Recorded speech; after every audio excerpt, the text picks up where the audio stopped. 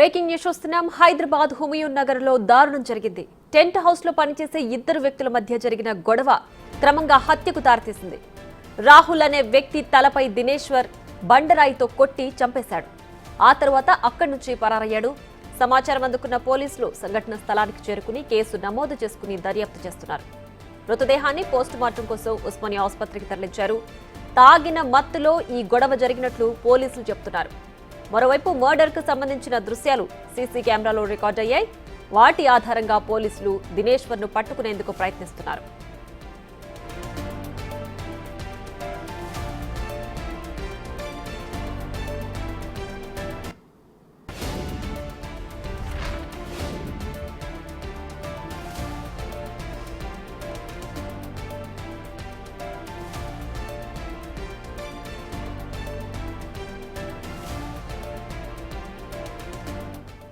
హైదరాబాద్ హుమయూన్ నగర్ లో దారుణం జరిగింది.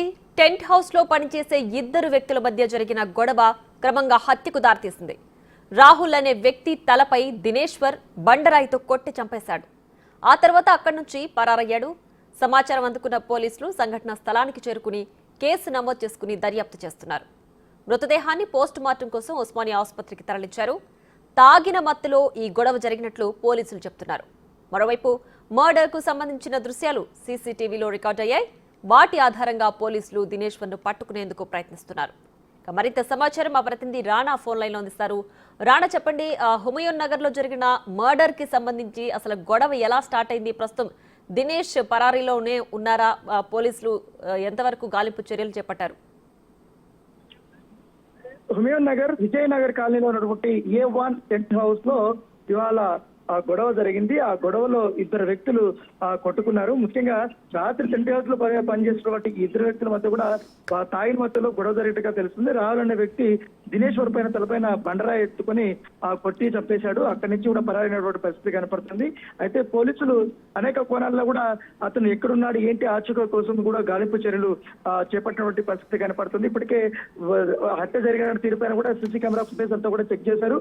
సో దినేష్ ఈ యొక్క హత్య చేశారనేది కూడా చాలా క్లియర్ గా కూడా దాంట్లో ఉన్నటువంటి పరిస్థితి కనపడుతుంది. రాహుల్ వచ్చి దినేశ్వర్ మీద బండరాయి కొట్టే విజువల్స్ కూడా దాంట్లో చాలా క్లియర్ గా ఉంది. సో రాహుల్ కోసం పూర్తి స్థాయిలో దర్యాప్తు చేస్తున్నారు. ఇప్పటికే పోస్ట్ మార్టం నిమిత్తం ఉస్మానియా కూడా తరలించారు.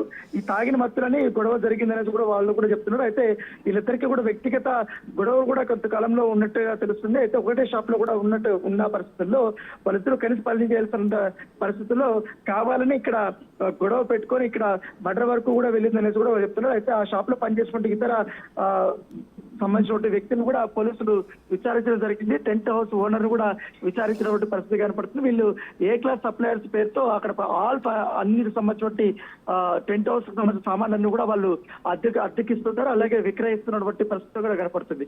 సో అక్కడే ఉన్నటువంటి పక్కన ఒక ఏసే ఫస్ట్ ఫ్లోర్ సంథింగ్ అక్కడ షట్టర్ ముందే ఉన్నటువంటి ప్లేస్ లో కూడా అతను ఉన్నటువంటి ఆ రాయిని తీసుకొని అతని పైన మోదటము అక్కడికక్కడే మృతులు చనిపోవడం అంతా కూడా సీసీ కెమెరాలో చాలా క్లియర్ గా రికార్డ్ అయినటువంటి పరిస్థితి పడుతుంది.